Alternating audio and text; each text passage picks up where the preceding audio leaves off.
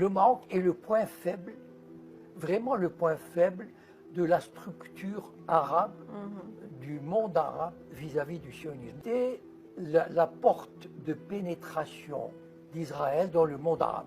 C'est-à-dire que le Maroc a servi de tremplin, d'exemple, pour permettre une légitimation d'Israël dans le monde arabe.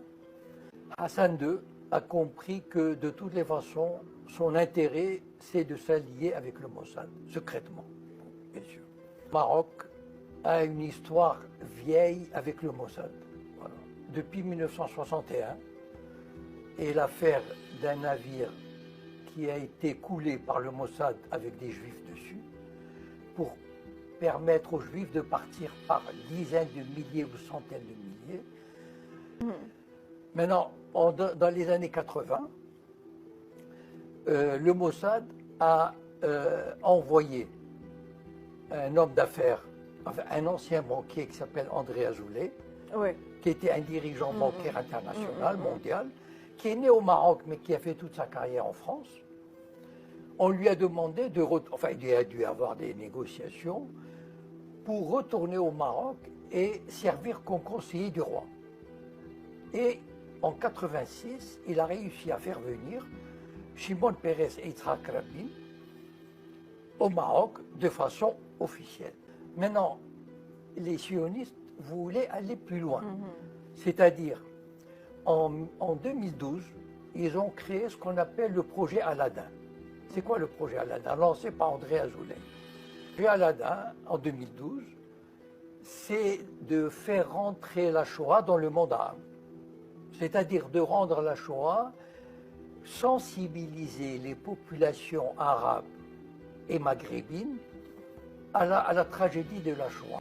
Maintenant, évidemment, le projet Aladdin, on a demandé au roi Mohamed VI de faire une déclaration. Donc il a fait une belle déclaration pour le projet Aladdin. Et il a commencé à travailler, mais uniquement au Maroc. Parce qu'aucun autre pays n'aurait permis ce genre de choses. Aucun. Même, je veux dire, même l'Égypte qui travaille, c'était vraiment impossible. Donc, quand on veut introduire la Shoah au sein du monde arabe, on s'adresse au Maroc, parce que le Maroc ne peut pas refuser ça. Et donc, petit à petit, on a fait en sorte qu'il y ait une journée de la Shoah, par exemple, à l'université d'Ifran, qu'il y ait une exposition de photos à Marrakech, il y a 1 an ou 2.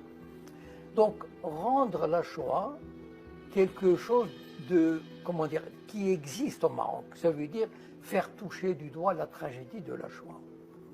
Et maintenant, on voulait aller plus loin avec Marrakech. C'est une ONG allemande qui probablement a des intérêts avec les sionistes, enfin bon, qui a construit un début de mémorial du côté de Marrakech. Mais il y a eu une telle levée de boucliers, une telle résistance, que les autorités ont vite effacé, parce que les autorités savent que le peuple marocain, il est anti-israélien. Et ça, les autorités ont eu peur quand même. C'est-à-dire des réactions et tout. Donc, ils ont préféré détruire les 2 baraques et on dit qu'il n'y avait pas d'autorisation. Bon. Le problème, c'est quoi avec l'autorité palestinienne? Depuis le début, c'est-à-dire depuis Arafat, les sionistes ont joué très très finement, très intelligemment. Quand ils ont compris que le combat colonial de l'intifada dans les années 86-90 les menait à la perte, à une déconsidération totale aux yeux de l'opinion publique internationale, un autre régime colonial aurait continué jusqu'au bout. Les Israéliens ont compris qu'ils ne pouvaient pas aller jusqu'au bout. Donc, au lieu de négocier avec les dirigeants locaux de l'intifada, les Barghoutis, etc., parce qu'ils savaient que les Barghoutis ne feraient aucun cadeau aux Israéliens. Vous voulez la paix? On veut un État.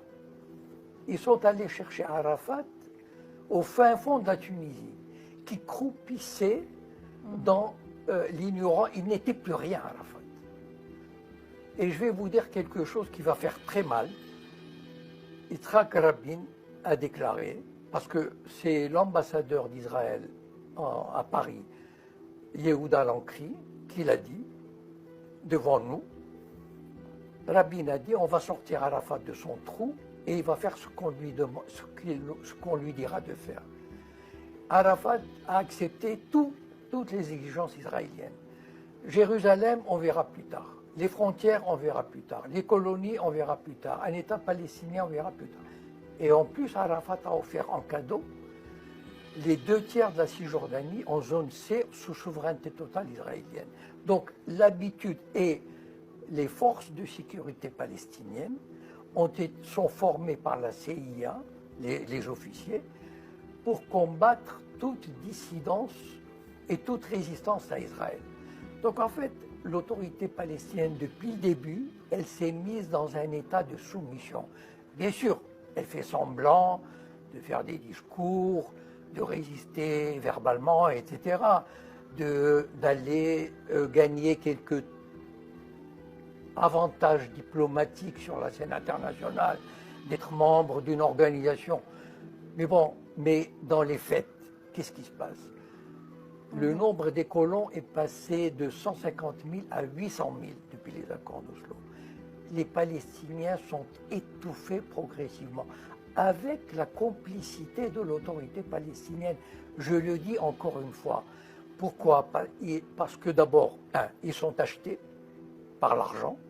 Ça veut dire qu'il y a des milliers de gens qui gagnent bien leur vie. Ils sont probablement menacés physiquement par le Mossad et les services de sécurité.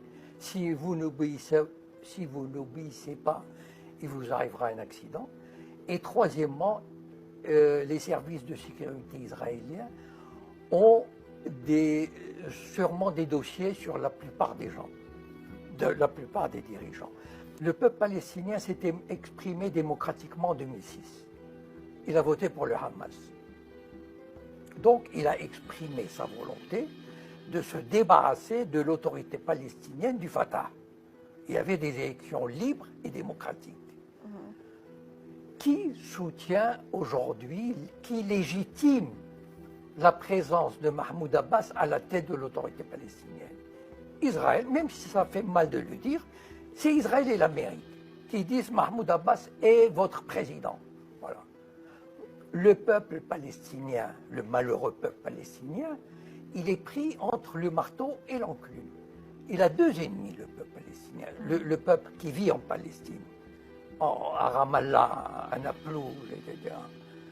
Il subit l'oppression des colons et de l'armée sioniste, et il subit l'oppression des services de sécurité palestiniens qui se comportent comme les agents du Shin Bet.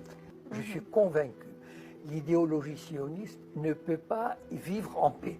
Il faut partir du principe que cette idéologie-là, cette société-là, on ne peut pas imaginer qu'un jour, ils vivent en paix. Pourquoi? Parce que la société israélienne éclaterait en guerre civile. On n'imagine pas les tensions internes qu'il y a en Israël. Les religieux, les laïcs, les séfarades, etc. La grande terreur des sionistes, c'est que les Arabes et les Juifs se mélangent. Vous savez, c'est-à-dire que si Israël est devenu très fort, c'est que les Arabes sont devenus très faibles. Et il n'y a pas de mesure. Comment expliquer ça? C'est que, d'abord, il y a eu la destruction de pays comme l'Irak, la Libye. C'est un signe qu'on a envoyé aux Arabes, aux dirigeants arabes. On leur a dit, voilà, si vous voulez faire une politique nationaliste, indépendante, d'instruction, de liberté pour les femmes, d'administration du pays, etc., si vous refusez la tutelle de vous soumettre à l'Occident, voilà ce qui va vous arriver. Et vous savez, les prétextes, on peut toujours trouver un prétexte pour détruire un pays. Il n'y a pas de problème. Voilà. Donc, on a envoyé des messages à des pays. Il y a des pays comme le Maroc et l'Algérie, par exemple, on les menace avec le séparatisme. Ça veut dire qu'il y a le Mossad qui travaille dans les zones berbères, etc. Il y a l'Égypte qui est menacée d'asphyxie si elle ne collabore pas. Il y a toutes sortes d'actions qui sont menées, qui sont, par exemple, les monarchies du Golfe, on peut leur dire, écoutez, si vous ne collaborez pas avec Israël, ben on va vous envoyer Daesh. Vous tenez à votre trône, vous tenez à vos privilèges, vous tenez aux richesses accumulées à New York, à Genève, à Paris. Collaborez. Sinon, on vous confisque vos biens et on vous envoie Daesh. Je pense que c'est, à moins d'un bouleversement du cœur de la Palestine, je pense que c'est une tendance qui ira en s'affermissant, c'est-à-dire une soumission.